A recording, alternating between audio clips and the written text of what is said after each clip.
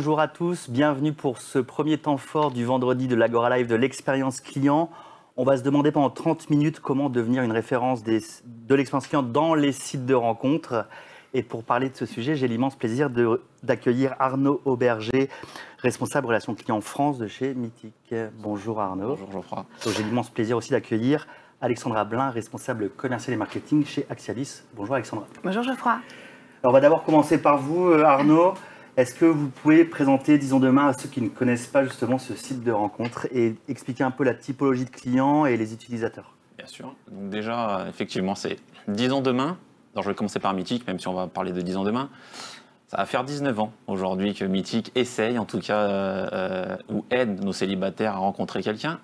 Ce qu'on s'est dit, aujourd'hui, avec 25 millions de célibataires en France, dont 1 sur 3 qui a plus de 50 ans, pourquoi on ne changerait pas un peu, en tout cas on ne leur proposerait pas des choses, parce que cette classe d'âge en fait a des attentes particulières qui sont bien à eux. C'est-à-dire qu'on est basé essentiellement sur on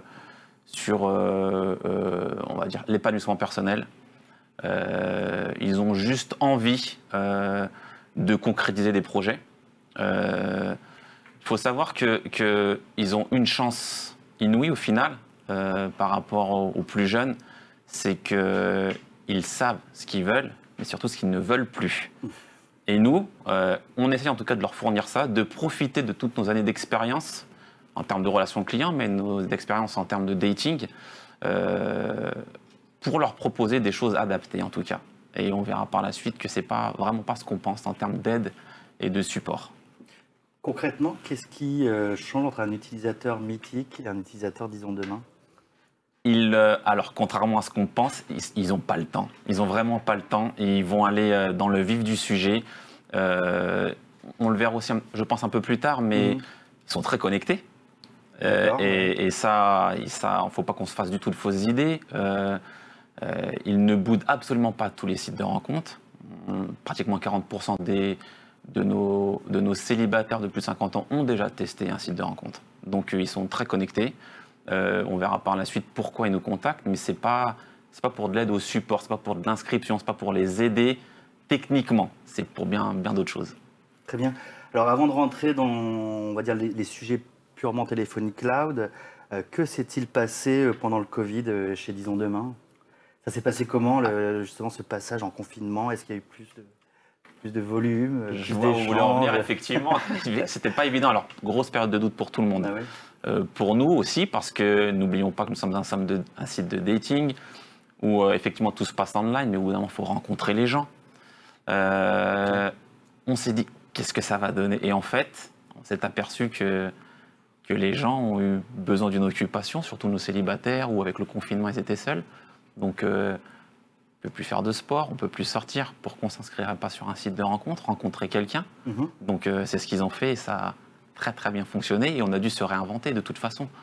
Donc, on s'est réinventé, ils se sont vus différemment et on a vu aussi que les échanges, parce que les échanges étaient vraiment de qualité, ils étaient plus longs.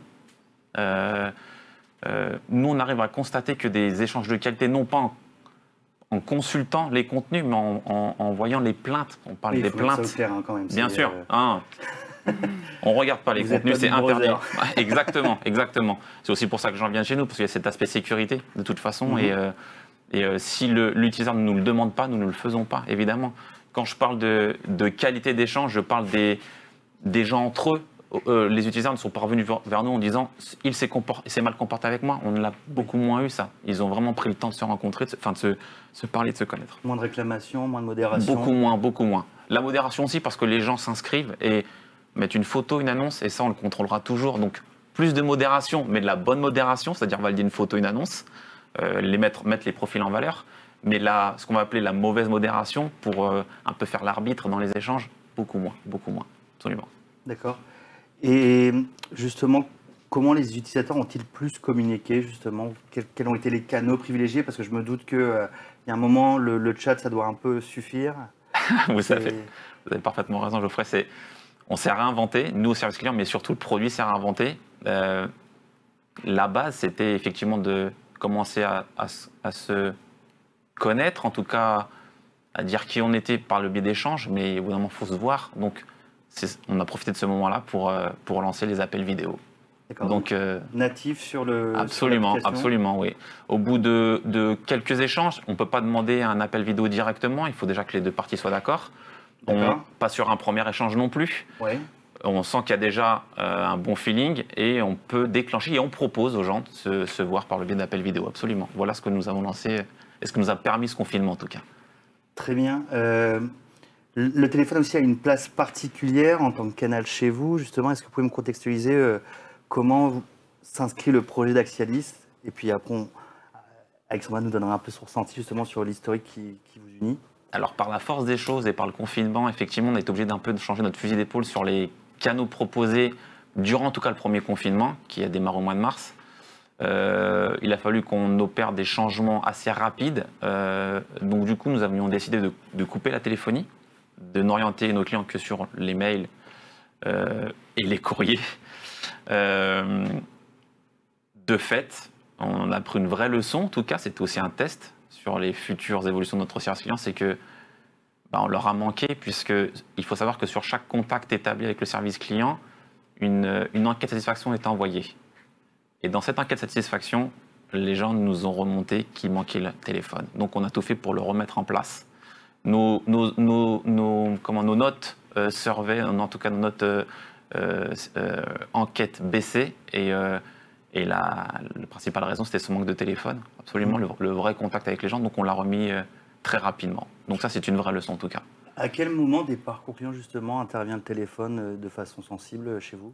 Alors, ce que je disais, c'est que sur Disons Demain, à la grosse surprise ou pas, mais moi j'en ai jamais douté, mais ils n'ont pas besoin de nous pour s'inscrire, en fait, pour les aider à remplir leur profil. C'est pas du tout, absolument intuitif. Pas. Tout à fait. Et c'est, je sais pas, ça va être peut-être 2 clients sur 3 qui vont nous appeler pour prendre des abonnements, typiquement, mais l'autre partie, pour demander conseil. Et c'est là où la téléphonie, elle ne pourra jamais être remplacée parce que c'est le client qui va nous donner le rythme sur ce qu'il souhaite avoir comme conseil. C'est à aucun moment on va lui donner des conseils alors que lui n'en souhaite pas. C'est son intimité. Et ça, nous, on peut le sentir et le ressentir uniquement à travers le téléphone. C'est lui, vraiment lui qui donne le rythme sur les infos qu'il va nous donner sur son intimité. Est-ce que j'ai rendez-vous avec ce monsieur à tel endroit, vous pensez que c'est une bonne idée? Ça peut être ça. Donc, et on ne pourra, et ils ne partageront, on ne pourra donner de bons conseils que s'il partage vraiment lui son intimité, c'est sûr et certain. Donc nous, à nous de parler de nos expériences personnelles. Il nous en parle, à nous d'en parler aussi. Et donc c'est toutes ces années d'expérience chez Mythique nous amènent aujourd'hui à en donner et à le donner dans ce sens-là sur Disons Demain. Très bien. Alexandra, avant le Covid, quel périmètre avez-vous adressé? Quel justement projet avez-vous mis en place dans le cadre de votre solution de téléphonie dans le cloud? Alors, quand on a rencontré les équipes de Mythique il y a maintenant plus de 2 ans, ils nous ont soumis 3 enjeux auxquels la solution de téléphonie pour la relation client devait répondre. Le premier, c'était d'optimiser le canal voix. Et en optimisant le canal voix, ça signifie avoir des stats. Et les stats, c'est le nerf de la guerre dès qu'il s'agit de faire du pilotage. Donc, c'est vraiment pour fournir un pilotage efficace en temps réel. On fournit des reportings, des stats à froid, mais aussi des dashboards en temps réel. Et c'est des statistiques qui sont très importantes pour rendre plus efficace son centre de relations clients. La qualité de prise en charge des appels, les taux d'appel, les temps de communication, les temps d'attente, etc. Le deuxième enjeu, c'était un déploiement sans rupture de service et dans un planning très serré, puisque les équipes nous ont donné 1 mois pour déployer la solution. Petit coup de pression de la part d'Arnaud. Petit coup de pression, exactement. Et avec en plus la nécessité de s'intégrer à l'outil métier qui était déjà utilisé par les équipes, donc un outil omnicanal qui est EasyWare, avec lequel nous, on avait déjà une intégration native. Donc voilà, pas de rupture de service, un planning très serré et l'accompagnement des équipes, ce qui est très important sur la configuration, le paramétrage, l'aide à la conceptualisation des scénarios d'appel, donc les SVI, les routages d'appel, et surtout en fait donc, les accompagner et les former pour que les équipes puissent être autonomes. Très important. Et enfin, le dernier point, c'est le deuxième nerf de la guerre, c'est la facturation, où là, en fait, on propose, on a travaillé avec les équipes de Mythic pour proposer un modèle qui soit réel et qui fasse corps avec l'activité réelle. C'est des choses qu'on a l'habitude de faire puisqu'on travaille avec de nombreux acteurs du retail qui sont soumis à des fortes saisonnalités. Donc on a l'habitude en fait de faire fluctuer les pics, voilà, les creux. Exactement, de gérer les pics, les creux et d'être surtout en phase avec ce qui se passe dans le centre de contact. Très bien. Arnaud disait tout à l'heure qu'ils ont coupé le téléphone. Oui. Comment ça se passe concrètement? Qu'est-ce qui est mis en place justement pour que ça se fasse de façon fluide et optimale, cette coupure du canal? Alors oui, en effet, déjà c'est des décisions qui ont été prises très rapidement et donc on accompagne au mieux nos clients dans cette décision. Alors ça passe par la mise en place de messages. Enfin, souvent on met en place des messages d'urgence ou des messages pas d'absence, mais voilà, on explique en fait aux personnes qui vont essayer de contacter pourquoi on coupe le téléphone. Nous, on a eu aussi, ça a été quand même des cas très ponctuels pendant le confinement, mais je pense notamment à un acteur du tourisme qui a coupé aussi la partie téléphonie. Il faut imaginer qu'en quelques jours, les volumes d'appels ont été multipliés par 10. Et du coup, pour protéger aussi les agents, ce qui est important, en fait, on ne peut pas submerger les agents de la sorte. Donc on coupe le téléphone, on accompagne les équipes, nous, pour mettre en place des serveurs vocaux interactifs qui permettent de rediriger vers d'autres canaux ou de donner même de l'information directement en vocal pour que ça se passe au mieux. Après, on a aussi eu le cas contraire. On a aussi quelques clients qui sont venus à nous parce qu'ils n'avaient pas de solution cloud et ils se sont retrouvés du jour au lendemain coupés et sans possibilité de pouvoir établir un contact téléphonique avec les clients. Et donc là, on a fait des déploiements express pour équiper de façon très rapide ces clients. C'est ce qu'on a fait notamment pour les équipes de Philip Morris International, qu'on a déployées en 3-4 jours. D'accord. J'ai cette question justement sur l'international. Ça pose aucun souci justement pour scaler dans différents périmètres géographiques. Ça se fait aussi de façon très, très rapide. Oui, c'est du cloud. En fait, il suffit d'une connexion Internet. Après c'est très simple. Nous, on a l'habitude de travailler avec des marques qui vont à l'international, avec des calls qui sont à Barcelone, à Madagascar, à l'île Maurice. Donc, c'est des choses où on est habitué à faire. Et finalement, comment vous avez réenclenché la machine, justement, quand chez Disons Demain, vous avez décidé de remettre en route le téléphone? Comment on accompagne justement cette nouvelle montée en charge? On est présent, en fait. Ils nous appellent, on remet le téléphone. De toute façon, les équipes ont quand même la main mise sur toute la solution. Nous, on utilise les mêmes solutions que nos clients. Donc ils n'ont pas besoin de nous en fait pour remettre le téléphone. On est présent, on les accompagne, on remet en place les routages d'appels et ça se fait très facilement. Très bien. Finalement, le canal voix, ça permet de mettre en place de l'excellence relationnelle. Ça, c'est une certitude partagée par l'ensemble des directeurs de la relation client. Chez vous, justement, vous parliez d'intimité, donc il faut vraiment faire preuve d'une excellence justement d'écoute et d'échange. Qu'est-ce que le téléphone permet comme autre discussion? Je pense à d'autres moments de vérité. Est-ce qu'il y a du feedback client, de la conversation? Qu'est-ce qui est mis en place grâce à ce canal? Alors, effectivement, vous le disiez, Geoffrey, mais effectivement, on ne peut pas prétendre être une référence de l'expérience client. Pour moi, si on n'a pas la voix, après, ça n'engage peut-être que moi, mais je suis convaincu de ça, parce que, surtout dans un secteur d'activité comme le nôtre, on ne peut pas prétendre ne pas fournir ou en tout cas proposer à nos clients de la téléphonie si on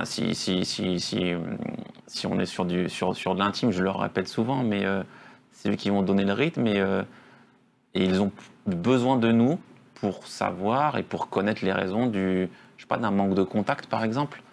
Et ça, je peux lui dire uniquement par téléphone, de façon nous intime, mais Et il faut savoir que, en tout cas, les jeunes de plus de 50 ans, comme on aime bien les appeler, ont ce rapport avec le téléphone qui est très particulier. Et je vous donne une anecdote très simple, c'est que par rapport aux jeunes, ils vont donner plus rapidement dans leurs échanges leur numéro de téléphone que les jeunes. C'est-à-dire, ça signifie bien qu'ils n'ont pas le temps et qu'ils ont juste envie de trouver quelqu'un et qu'ils savent vraiment ce qu'ils veulent. Donc, dans le parcours un peu et les effets wow du téléphone, on en revient toujours même, c'est effectivement l'abonnement. Ils vont nous appeler pour prendre des abonnements et ça, c'est parce qu'ils ont besoin de savoir ce qu'ils pourront faire avec un abonnement sans abonnement. Le moment du paiement est toujours important parce qu'il déclenche chez eux un moment important, parce que c'est à partir de ce moment-là ils disent que moi je fais confiance à 10 ans demain, il y a quand même comme une obligation de résultat quelque part. Et nous, ça nous met une pression mais plutôt sympa, et on leur fait comprendre qu'on est là et qu'à tout moment ils peuvent nous appeler, demander conseil et que ça restera entre nous de toute façon, quoi qu'il arrive. Donc les gens payent par téléphone encore aujourd'hui? Oui, absolument. C'est un levier justement chez vous de transformation? Absolument, oui, absolument. C'est bizarrement ou pas, je sais pas, moi j'ai du mal à l'expliquer. En tout cas, les gens vont préférer nous appeler pour prendre un paiement plutôt que de le passer directement sur le site, oui, encore aujourd'hui. Et c'est pas juste pour disons demain. En tout cas, moi je le constate tous les jours et les gens préfèrent nous appeler, oui. Tout à fait. En préparant cet entretien, je crois aussi il y avait aussi une dimension coaching dans une proportion des échanges par téléphone. Est-ce que vous pouvez me parler de ça? Parce que c'est tout à fait original et inédit. Absolument, ouais. On peut dire qu'aujourd'hui, on reçoit 500 appels par jour, tout confondu. Je parle de Mythique et Disons Demain. Disons Demain, c'est à peu près 20% de nos appels au quotidien, sur ces 500 appels. Sur ces 20%, un quart va être dédié à cette notion de coaching, où je le répète, on ne peut donner de bons conseils coaching, entre guillemets, en toute proportion gardée évidemment. Le coaching n'a de sens que si on parle de nous, nos vies perso, en tout cas de nos expériences personnelles. Lui ne va pas hésiter à en parler, ils ne sont pas hyper pudiques sur le sujet. Donc à nous de ne pas l'être non plus et de donner les bons conseils. Donc il y a cette dimension. Aujourd'hui, on a un coach virtuel, mais sur le site extrêmement qui est présent, qui va faire le job sur le début, sur les critères physiques, sur les passions partagées, mais sur le fait de se présenter, de s'habiller pour un premier rendez-vous. C'est du self-care ou c'est un coach à distance? C'est le self-care. D'accord. Ouais, absolument. Et voilà, et c'est, je trouve que tout ça résume parfaitement cet aspect voix, et on ne pourra jamais s'en passer. On leur a manqué en termes de service client quand on a été obligé de couper pendant le confinement.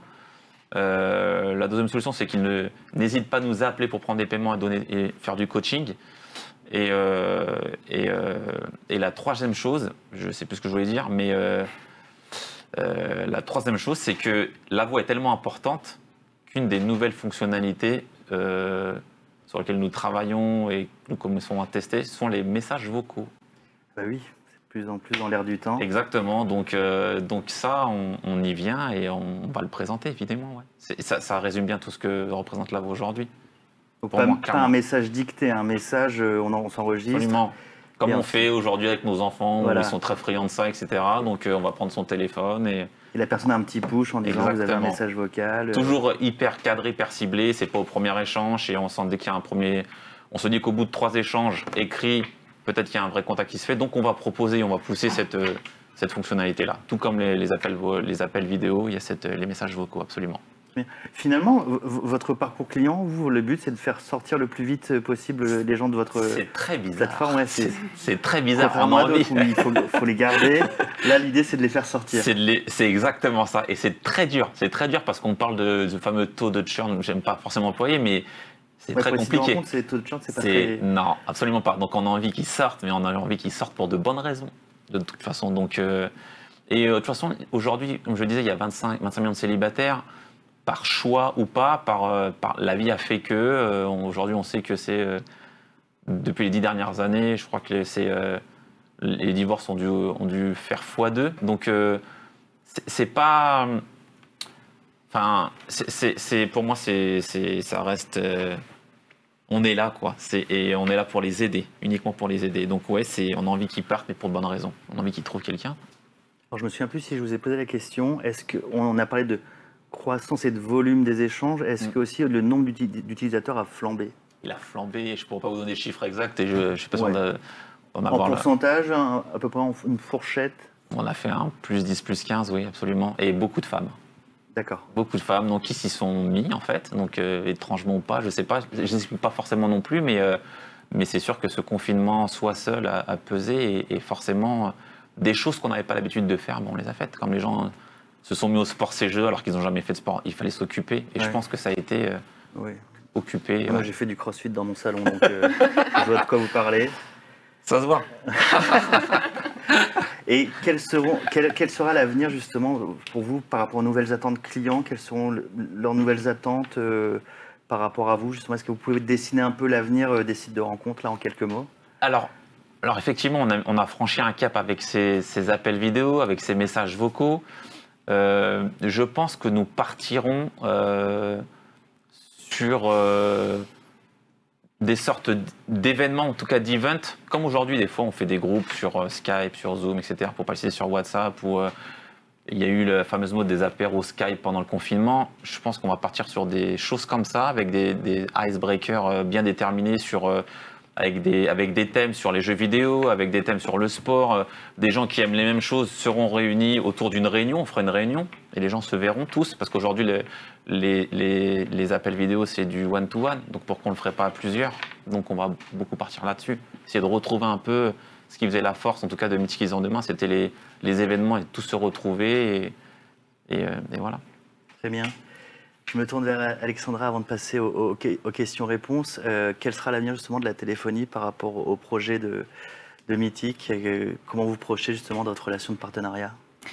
En fait, nous, on se rend compte en fait, qu'il y a de plus en plus de digitalisation dans les canaux de contact. Et plus il y a de digitalisation, plus on doit faire d'efforts pour rendre plus humains ces canaux de contact.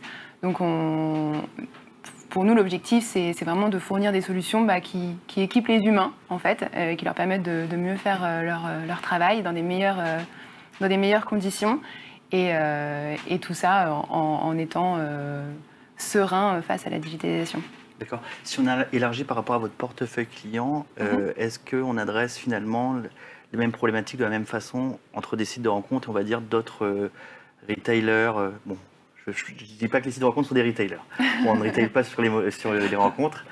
Est-ce que c'est la même chose? Vous adressez les problèmes de la même façon? Est-ce que c'est différent? Est-ce qu'il y avait vraiment une approche très spécifique avec Disons Demain ou finalement Oui, il y a vraiment une approche spécifique parce que voilà, c'est en effet des gens qui sont là pour rencontrer l'amour, l'âme sœur. C'est pas la même chose quand on demande un suivi de colis sur un site e-marchand par exemple, ou quand on va prendre son voyage et qu'on a besoin d'être réassuré sur est-ce que c'est la bonne période pour partir à tel endroit, ou est-ce que c'est le bon format de voyage. Donc oui, enfin, nous on s'adapte en fait au business, à l'activité de nos clients. C'est ce qui fait aussi, je pense, notre force. De savoir comprendre quelles sont leurs problématiques et les adapter, et d'adapter nos outils à leurs problématiques. Très bien, merci beaucoup. Avant de passer aux questions-réponses, en 30 secondes, si on peut conclure, comment devient-on une référence des sites de rencontres en termes d'expérience client, Arnaud? N'oublions pas l'importance que la voix a, en tout cas.